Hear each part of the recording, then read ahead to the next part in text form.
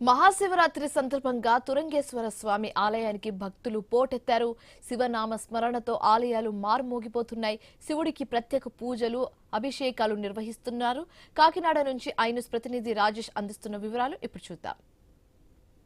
మహాశివరాత్రి పురస్కరించుకుని శివాలయాలన్నీ శివనామ స్మరణతో మోరుమొగుతున్నాయి.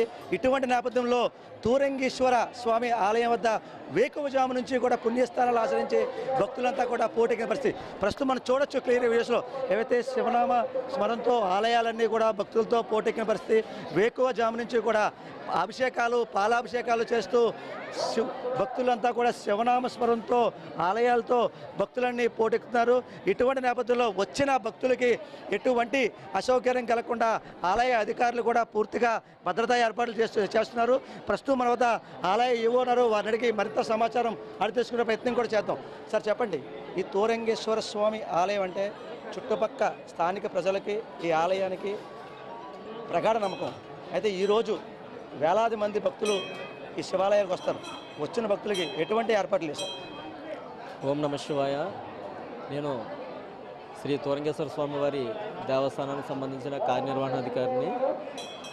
భక్తులు ఒక 25,000 నుంచి 30,000 మంది వచ్చినప్పటికీ కూడా ఎటువంటి ఇబ్బంది రాకుండా ఉండడం కోసం భక్తుల సౌకర్యార్థమై ఉచిత క్యూ లైను, 10 రూపాయలు శీఘ్ర దర్శనము, 30 రూపాయలు అతిశీఘ్ర దర్శనం పెట్టి అంతరాలయానికి వెళ్తే భక్తులు ఇబ్బంది పడతారు, వెనకాల ఉన్న భక్తులకి దర్శనం అవదన్న ఉద్దేశంతో అంతరాలయ దర్శనం పూర్తిగా నిలిపివేస్తాము. అదేవిధంగా వచ్చిన భక్తులందరూ కూడా అభిషేకం చేసుకునే ఉద్దేశం ఉంటే భక్తులకి సపరేట్గా అభిషేకం ప్లేస్ అనేది ఏర్పాటు చేసి అభిషేకానికి ప్రత్యేక ఏర్పాటు చేయడం జరిగింది. వచ్చిన ప్రతి భక్తుడు కూడా స్వామివారి యొక్క ప్రసాదం తీసుకునే విధంగా అన్నదాన కార్యక్రమాన్ని కూడా కమిటీ సభ్యుల సహకారంతో ఇక్కడ ఏర్పాటు చేయడం జరిగింది. ఉన్నతాధికారులు, దేవాదాయ ధర్మాదాయ శాఖ యొక్క ఉన్నతాధికారుల ఆదేశాల మేరకు క్రౌడ్ మేనేజ్మెంట్ ఎటువంటి ఇబ్బంది లేకుండా ఉండే విధంగా డిప్యూటెడ్ స్టాఫ్ ఇక్కడ చీఫ్ ఫెస్టివల్ ఆఫీసర్ కూడా వేయడం జరిగింది. అదేవిధంగా కమిటీ సభ్యుల యొక్క సహకారంతో, ఈ తూరంగి గ్రామ పెద్దల యొక్క సహకారంతో కూడా ఈ కార్యక్రమాన్ని ఎంతో చక్కగా జయప్రదం చేయడం జరుగుతుంది. కాకినాడ రూరల్ శాసనసభ్యులు శ్రీ పంతో నానాజీ గారు కూడా మాకు వారి యొక్క పర్యవేక్షణలో కూడా ఈ కార్యక్రమాలు ఎంతో అద్భుతంగా జరుగుతున్నాయని తెలియజేసుకుంటున్నాను. తూరంగేశ్వర స్వామి ఆలయంలో అభిషేకాలు, ఎటువంటి అభిషేకాలు చేస్తున్నారు, అసలు ఆలయ విశిష్టత ఏటో ఆలయ అర్చకులు ఉన్నారు, వారిని తీసుకునే ప్రయత్నం కూడా చేద్దాం.